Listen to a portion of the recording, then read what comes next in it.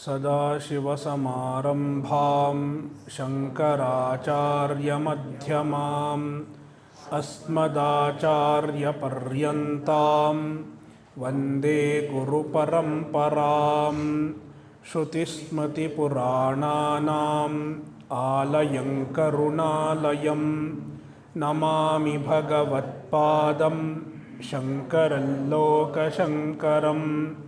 शङ्करं शङ्कराचार्यं केशवं बादरायणं सूत्रभाष्यकृतौ वन्दे भगवन्तौ पुनः पुनः। ईश्वरो गुरुरात्मेति मूर्तिभेदविभागिने व्योमवद्व्याप्तदेहाय दक्षिणामूर्तये नमः।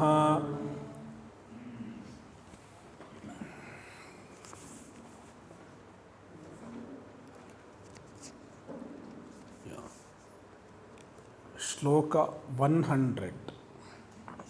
We are going to complete century now.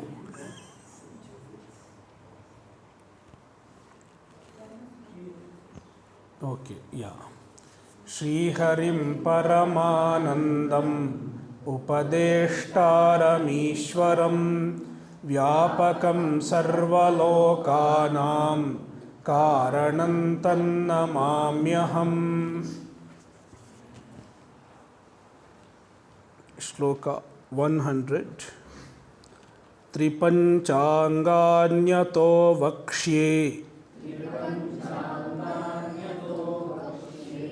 It is written vakshaye. Make it vakshye. Tripanchaanganyato vakshye.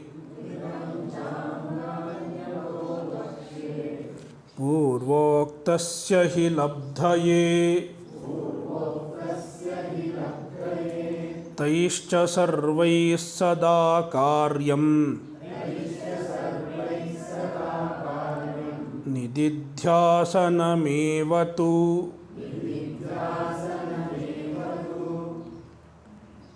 From this shloka onwards, the author is giving certain sadhana, certain practices in order to assimilate the Atmajnana.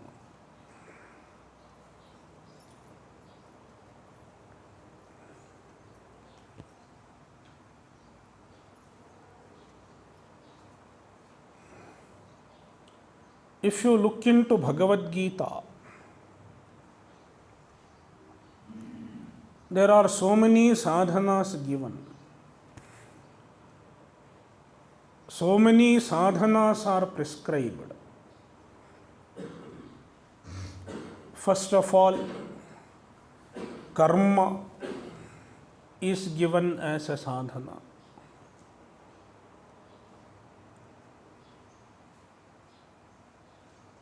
Yatah pravrittir bhutanam yena sarvamidam tatam Swakarmana tamabhyarchya siddhyam vindati manavaha.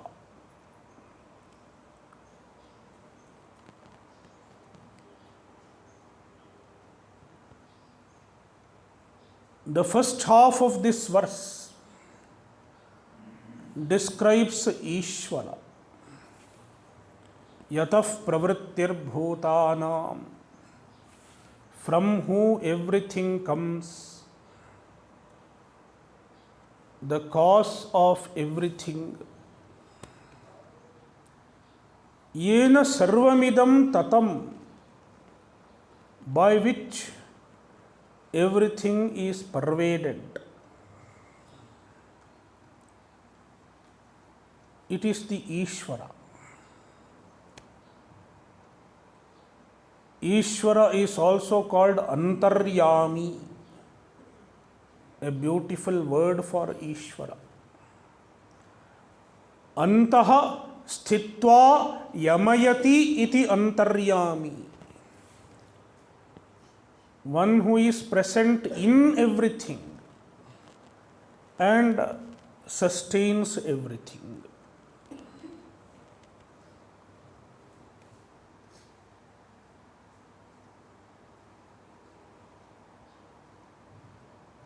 This word is used in Upanishad.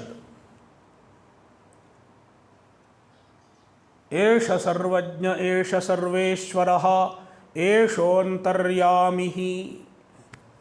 Even Mandukya Upanishad uses the word antaryami. And in Brihadaranyaka Upanishad, there is an entire Brahmana. Brahmana means a section. A section of Brihadaranyaka Upanishad is called Brahmana. Brihadaranyaka Upanishad consists of many Brahmanas. It is first divided into Adhyayas, and Adhyayas are further divided into Brahmanas. It is the arrangement of Brihadaranyaka Upanishad. There is a section called Antaryami Brahmana. Whole section discusses the nature of Antaryami.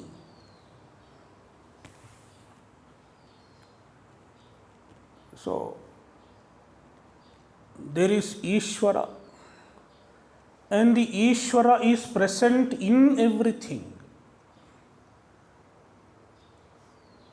Yaha prithivyam tishthan prithivya antaroyamayati eshata atma antaryamyamritaha.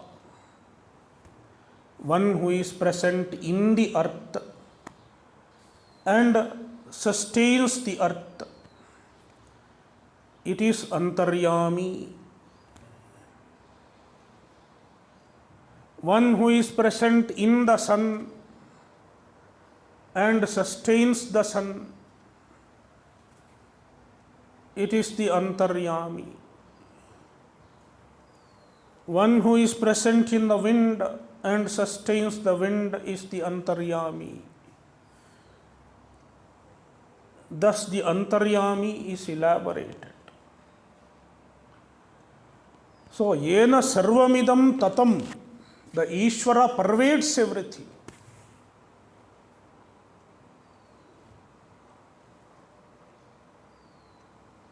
The Shastra reveals the presence of Ishvara.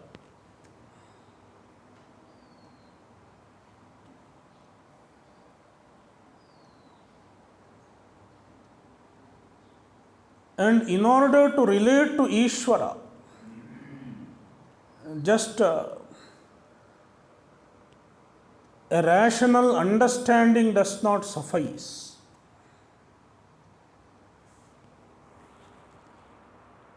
Bhaktya mam abhijanati. One understands Ishvara with the bhakti.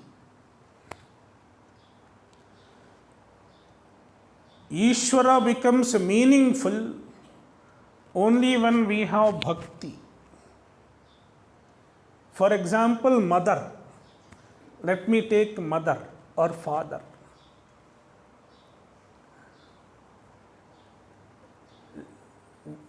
What makes the word mother meaningful to us? Just understanding she is my biological mother.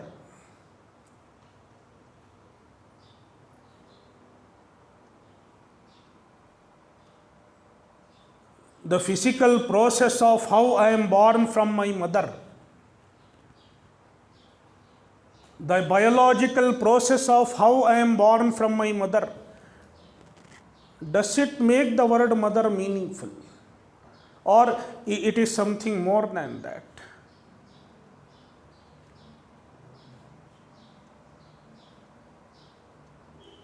What makes the word mother meaningful is your love for your mother and your mother's love for you.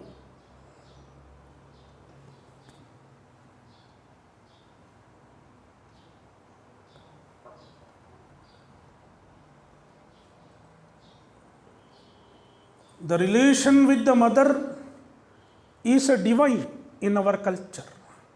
Relation with the father is a divine in our culture. Matru Devo Bhava, Pitru Devo Bhava. And so is the relation with the Acharya. Acharya Devo Bhava. So, what makes the mother son or mother daughter relation meaningful is the bhakti, is the love.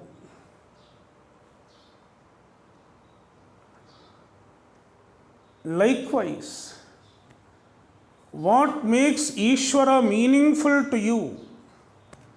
What makes Ishvara meaningful to us is not a rational understanding that Ishvara has created us. It is the bhakti. Bhakti is love. Satu asmin parama prema rupa. Bhakti is parama prema. Absolute love for Ishvara. Absolute love for Bhagavan.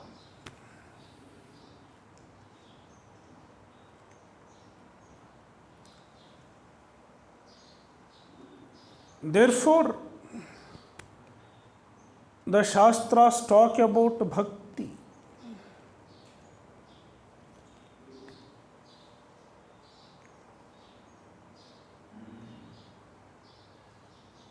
Bhaktya mam abhijanati.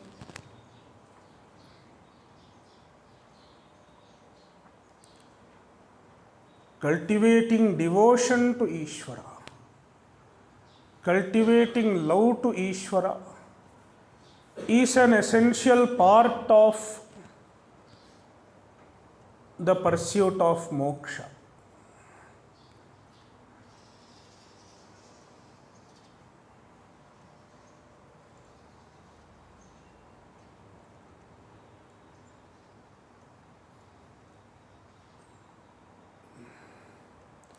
So, yataf pravrittir bhutanam yena sarvamidam tatam swakarmana tamabhyartya. One should worship the Ishvara with all one's karmas, all one's actions.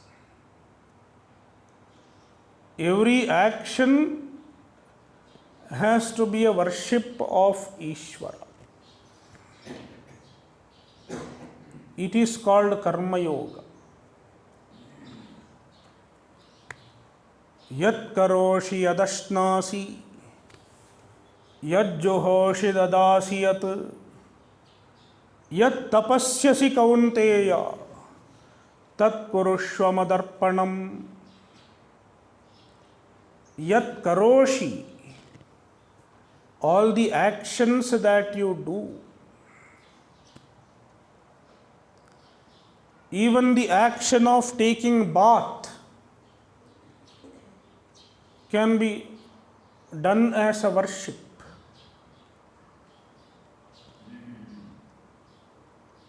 In fact, we have this custom, this tradition. When you take bath, you chant a mantra.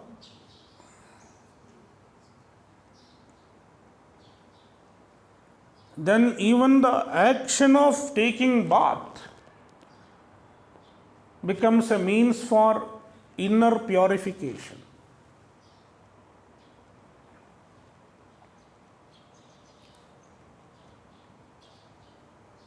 Chant Bhagavan's name and take bath.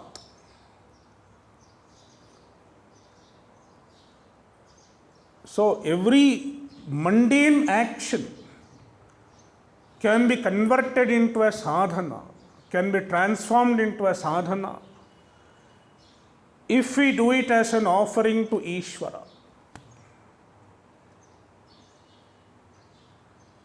Yat karoshi, yad ashnasi, what you eat,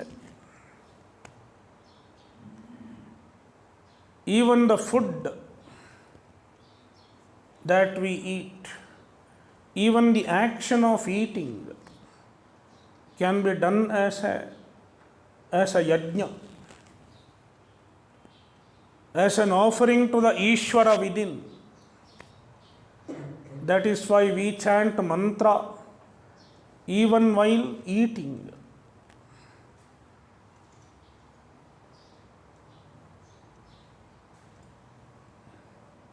Pranaya swaha, apanaya swaha, vyanaya swaha, udanaya swaha, samanaya swaha, and brahmane swaha.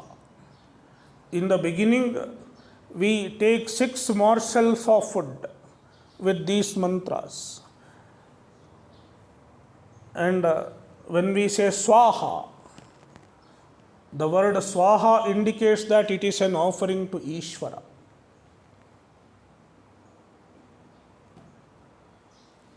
So even eating is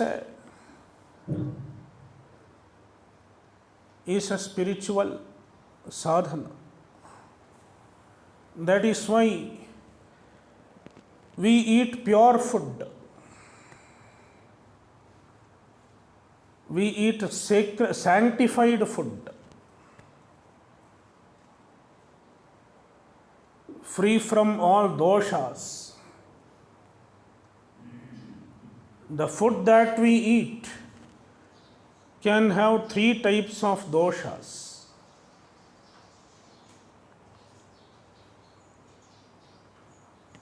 First of all, jati dosha. The food is defective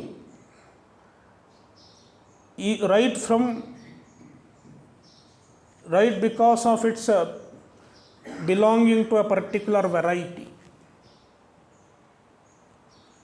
Just because of its nature, the food can be impure sometimes. For example, non-vegetarian food.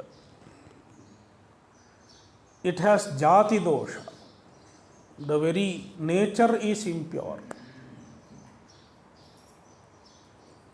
If there is jati dosha, you cannot purify it.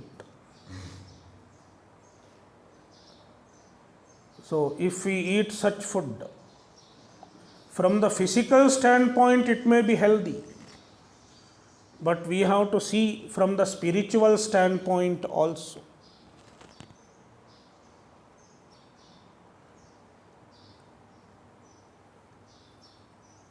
It is tamasika or rajasika. Therefore, it will not allow the growth of sattva.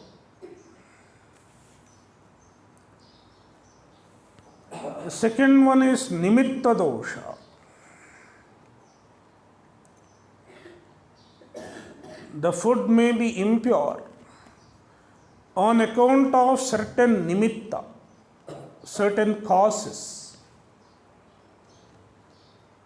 For example, uchchishta.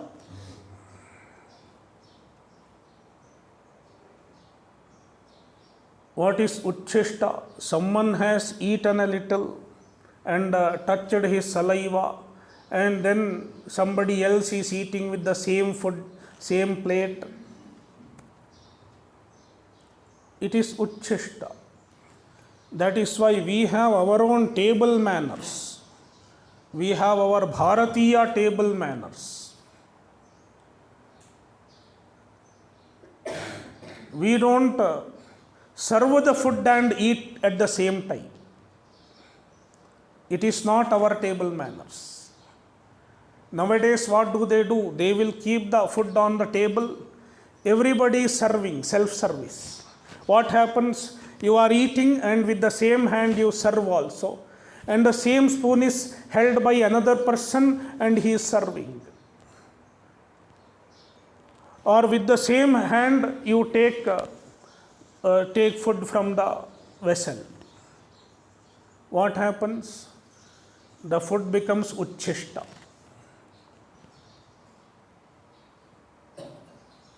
And if people eat uchishta, it becomes a hurdle in the spiritual growth.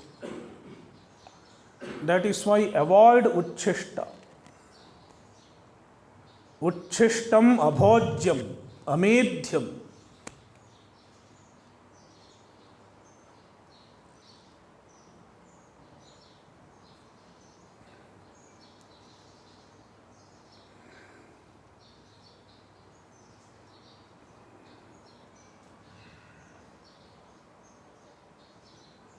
So, it is nimitta dosha. And another type of nimitta dosha, you have kept the food overnight, eating yesterday's food.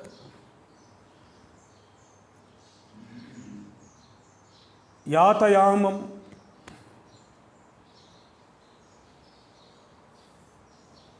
It is another dosha because it has lost its sattva quality, yesterday's food. Some people cook for 15 days.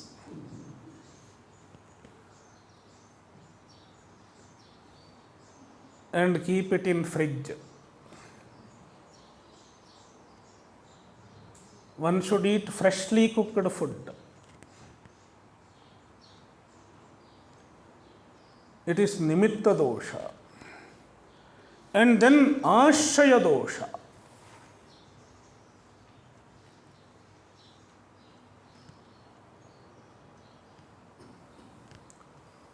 It is the character of the one who has earned the food, who has procured the food.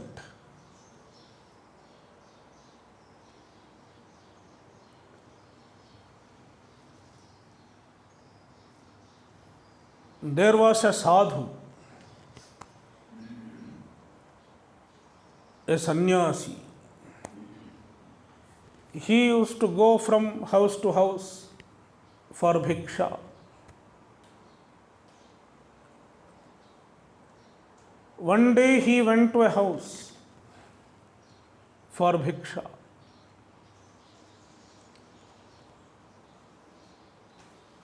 It was a businessman's house, a shopkeeper's house.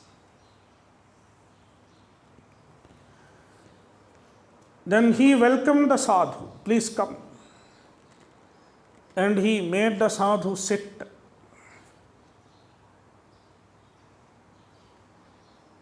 And served him food.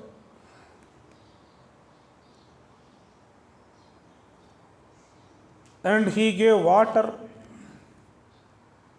in a golden vessel. He kept water. And a silver plate and golden vessel. He served good food, sumptuous food. The sadhu ate very well.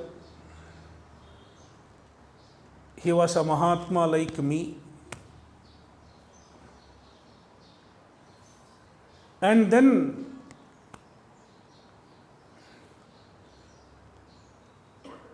after eating, he left the place. He blessed all of them. And then he left the place.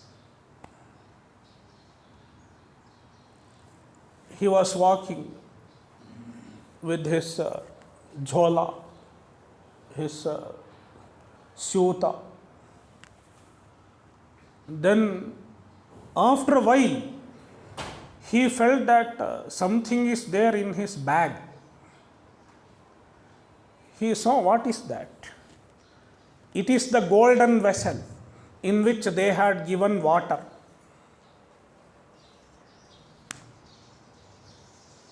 Then he was shocked. Why am I carrying it?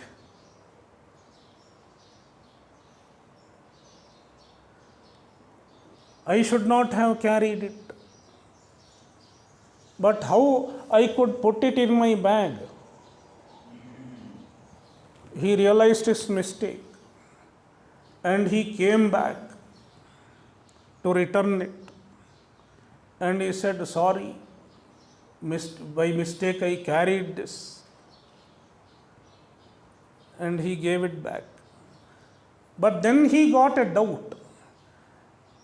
Why a person like me got such a tendency to take it away with me? He got a doubt. Why I got this tendency? Then he asked the people, the householder, the businessman, how do you earn your food? How do you acquire your food? Then this gentleman said,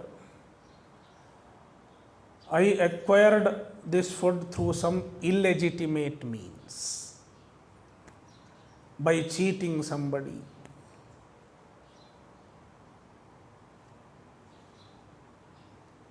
Or by stealing.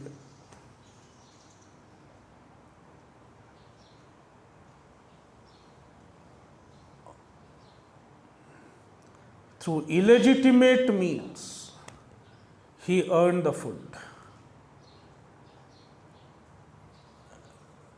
Since the food was earned through illegitimate means, the food had an evil influence. It is called Ashraya dosha.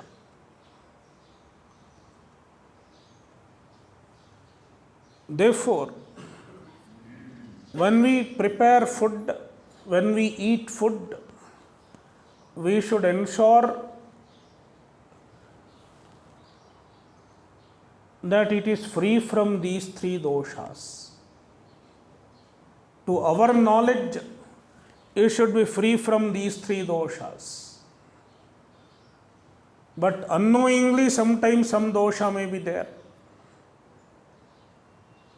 How to solve that dosha? That is why we do parishechanam. You chant some mantras to purify the food.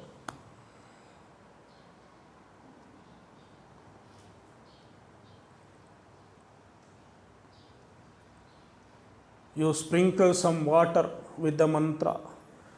You encircle with the water with the mantra. So it is the process of purifying the food.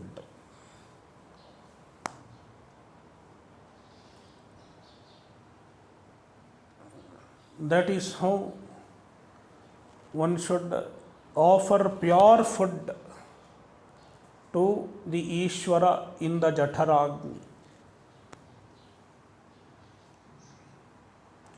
So, yadashnasi, what you eat,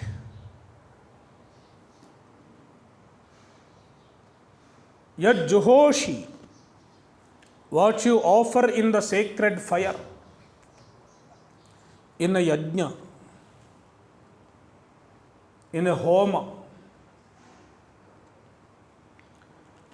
dadasiyat, what you give to others as dana,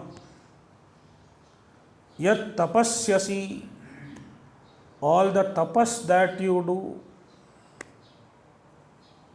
Tapas is a very broad word. In the Shastra, the word tapas is used for many types of sadhana.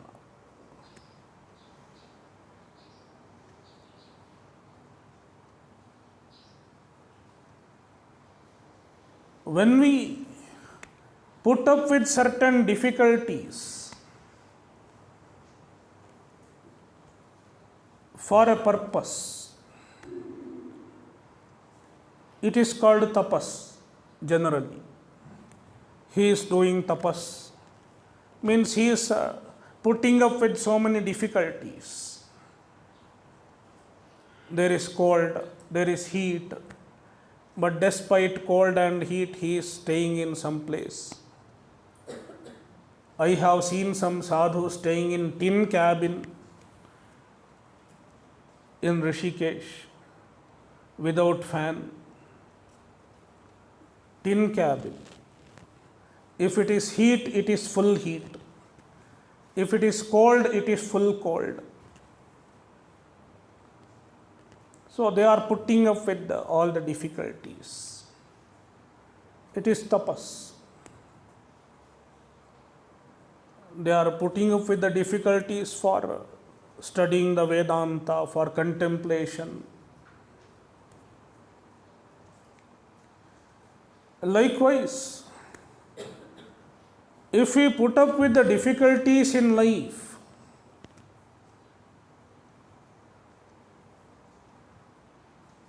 look upon the difficulties in life as a blessing of Ishvara.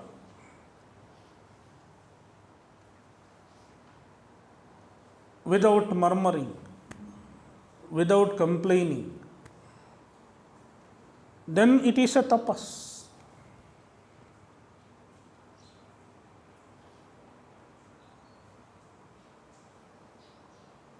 Likewise, following all the values prescribed in the Shastra mindfully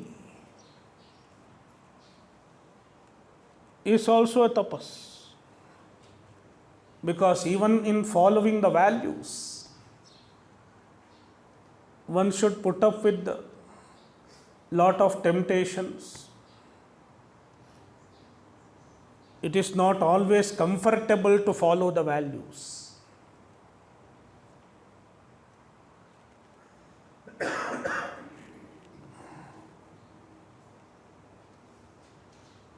So, yat tapasyasi kaunteya tat kurushva madarpanam. Offer all your actions. In short, all the sadhanas as well as all the mundane activities. Offer all the actions to Ishvara.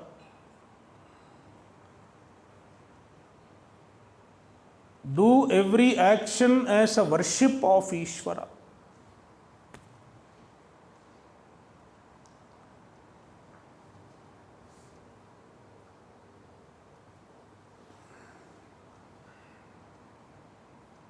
In other words, looking upon oneself as a servant of Ishvara. Most of you have worked in a company under some boss in a company, maybe Reliance or Wipro. Some people might have worked in Wipro. One who has worked in Wipro is Vipra.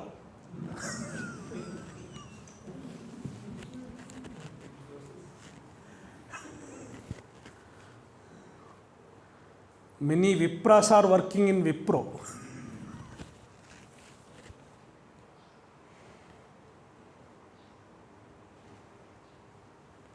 So, when you are working in a company as an employee,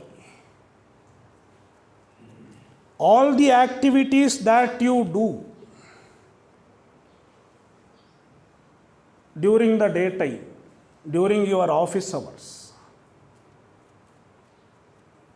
it is meant for your boss, the employee, the employer. Every activity that you do in the company, they may assign you any task. All the tasks that you do are meant for your employer.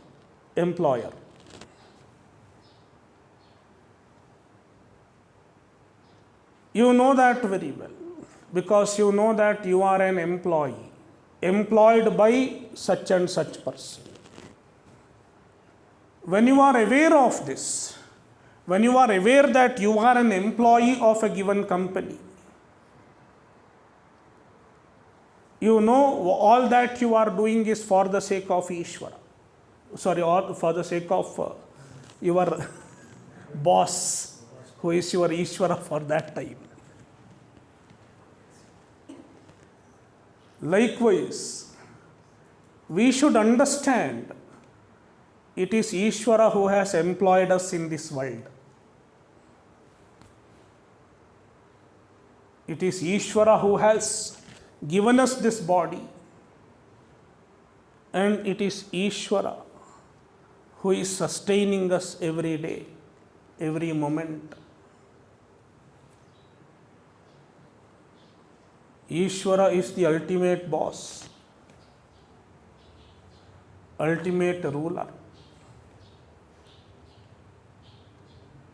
Therefore, one can look upon oneself as a dasa, dasya bhava. I am a dasa of Ishvara.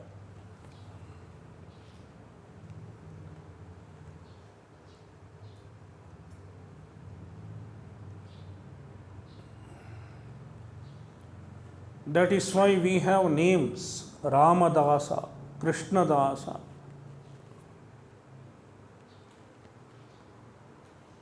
A dasa, dasa does not mean slave. We don't have the concept of slavery. That is why we don't have an equivalent word for slave in India. Dasa means a servant who is hired.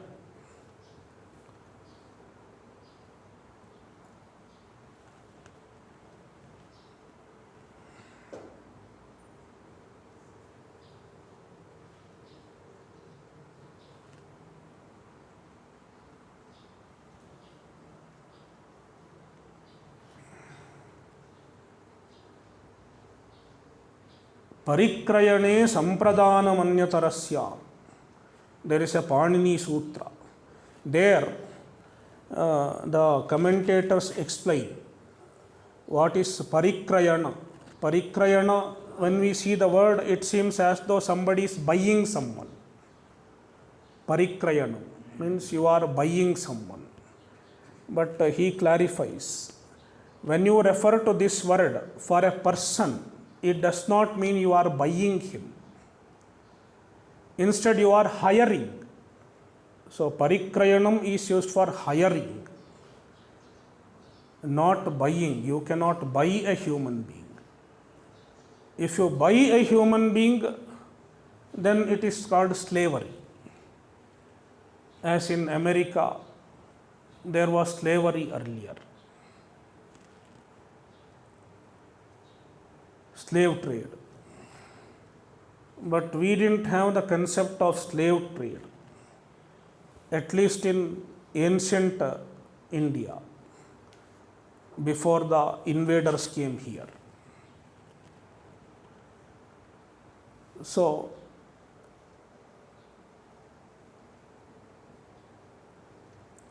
having the attitude of a dasa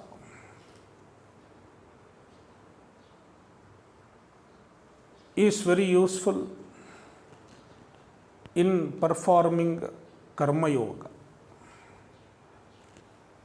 I am just an instrument, a dasa, a servant of Ishvara.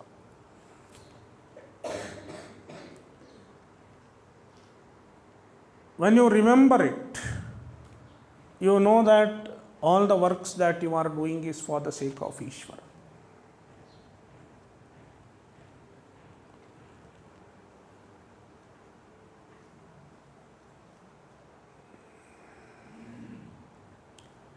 So, swakarmana tamabhyarchya, by worshipping Ishvara through one's karmas, siddhim vindati manavaha, one gets a siddhi, chitta shuddhi. So, karma yoga is prescribed as a sadhana.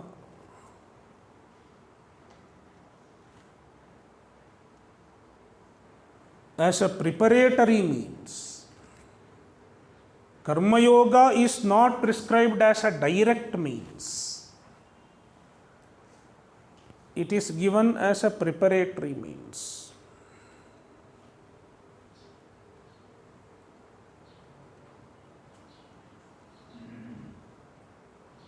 And so is bhakti. Tesham satatayuktanam bhajatam preetipurvakam dadami buddhiyogantam yena mamupayanti te. Satatayuktanam.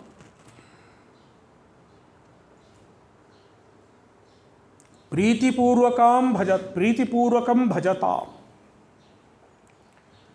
Worship Ishvara with the great devotion, preeti.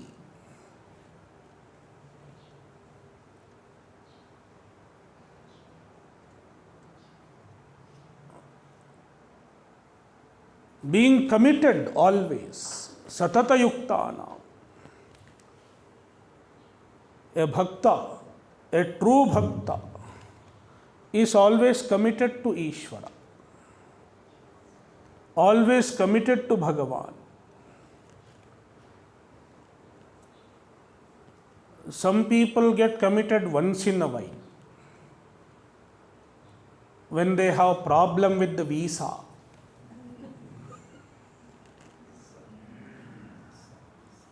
When they have problem with the visa, they go to Visa Balaji.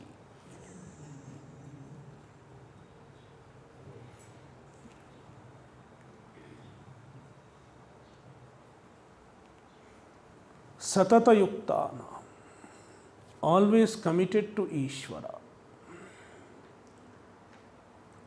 Bhagavan says to such bhaktas, I bless such bhaktas with the jnana. Dadami buddhi yogam tam yena mamupayanti te. I give them buddhi, jnana, and that is how they get me. So karma, bhakti are given as a sadhana to arrive at jnana.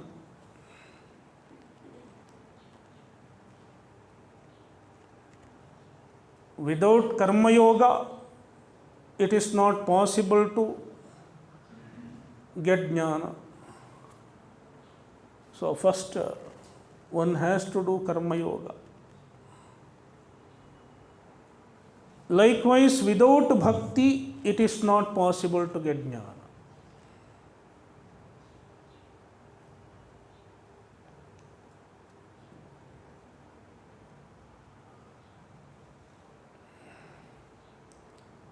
Therefore, bhakti is also a sadhana. And with the help of karma yoga, with the help of bhakti, one should cultivate certain qualities in oneself. Even such qualities are elaborately discussed in Bhagavad Gita. Chapter 13. In chapter 13, there is a list of 20 qualities, 20 sadhanas that are prerequisites of jnana. Amanitvam, adambhitvam. Amanitvam means absence of arrogance, humility, being humble.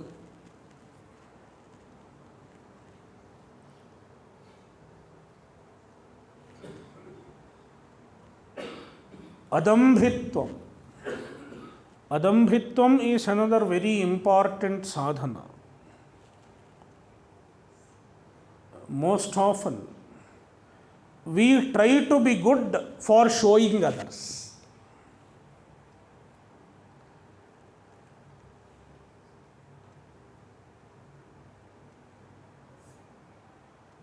We try to be good for showing others.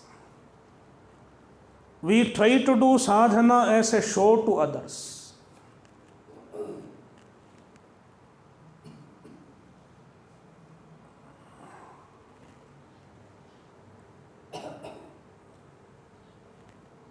We try to be virtuous for showing others.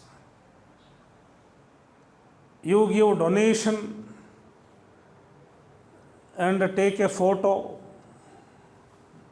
of you giving, handing over something, and the name should be written. So we do many things as a show to others. Means there is a lack of sincerity in sadhana. First of all, we should understand all that we are doing is for our own sake. Whether I am recognized by others or not, I will be virtuous.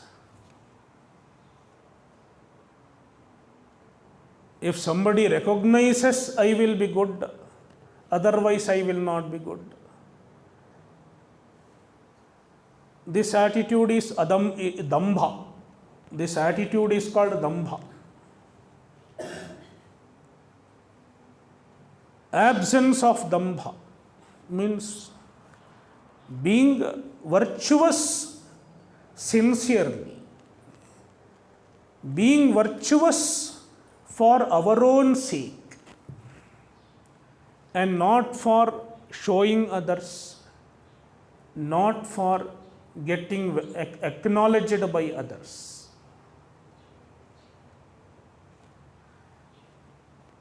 Adambhitvam, ahimsa, not hurting others physically or verbally.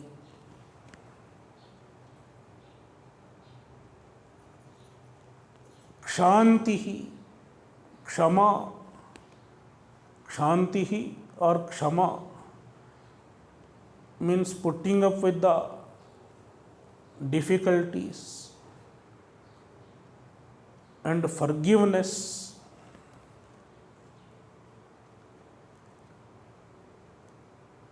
Arjavam, uprightness.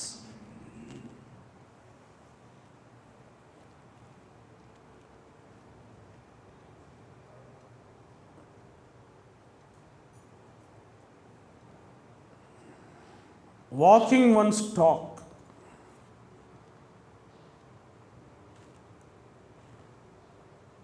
And being simple means, not being crooked. Arjava means not being crooked. Absence of crookedness. You say one thing, do one thing, you have something else in mind.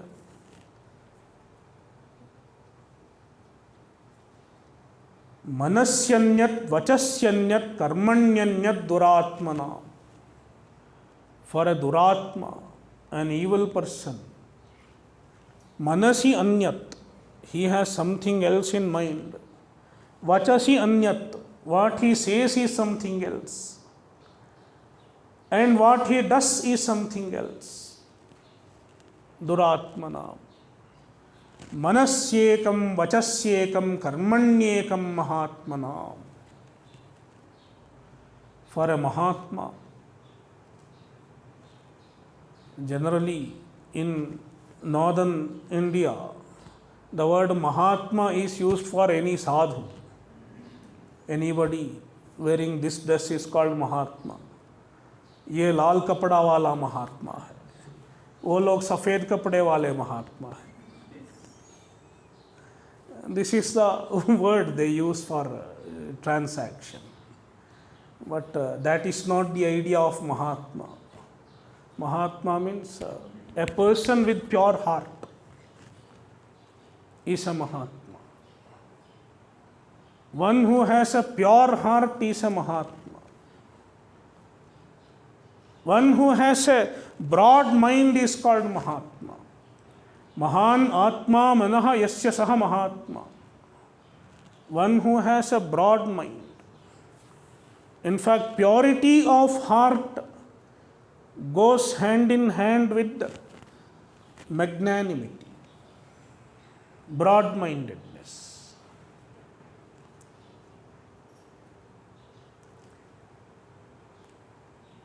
Narrowness of mind is an indication of impurity of mind.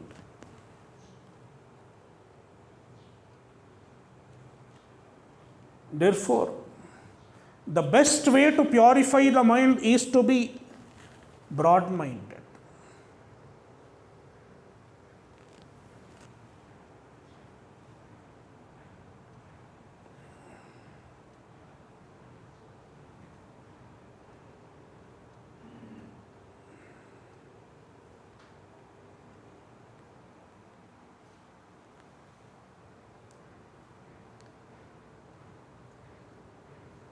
Arjavam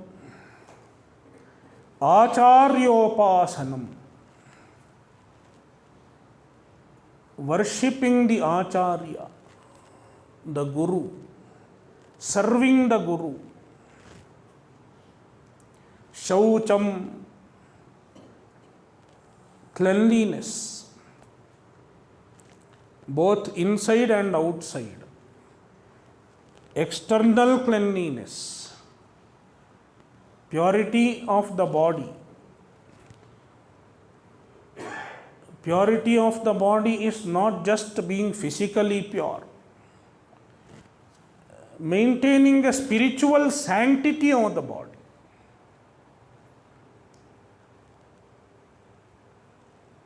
That is why we have to dress properly. That is why we wear this pundra or tilaka on the forehead.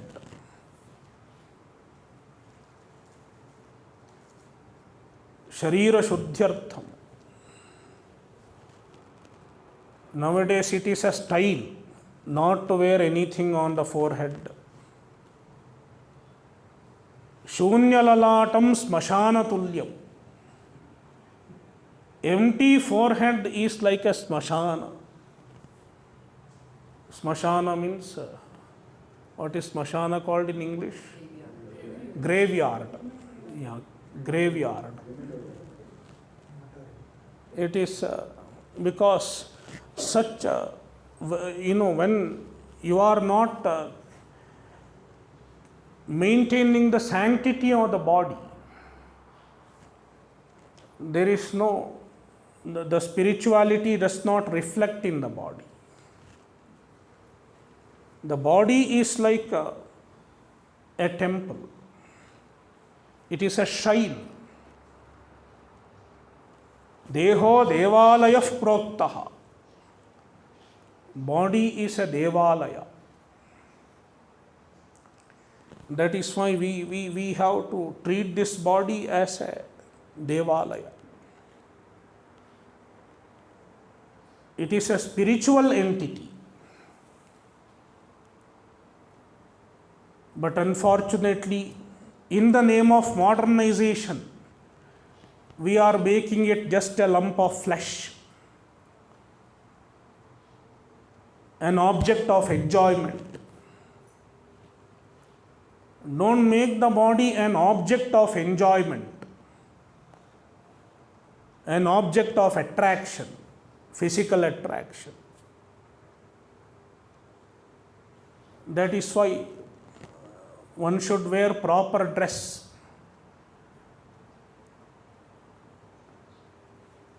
Decent dress. And wear tripundra, tilaka. It is very important for Sharira Shuddhi, Deha Shuddhi.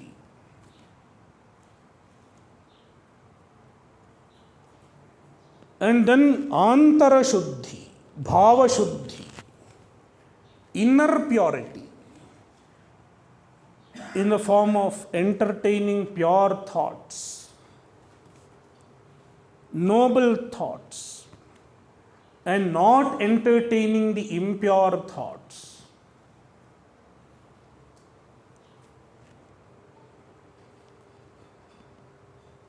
Shaucham, we will see later on. Om Purnamadah Purnamidam Purnat Purnamudachyate Purnasya Purnamadaya Purnamevavashishyate. Om Shanti Shanti Shantihi. Harihi Om Shri Gurubhyo Namaha. Harihi Om.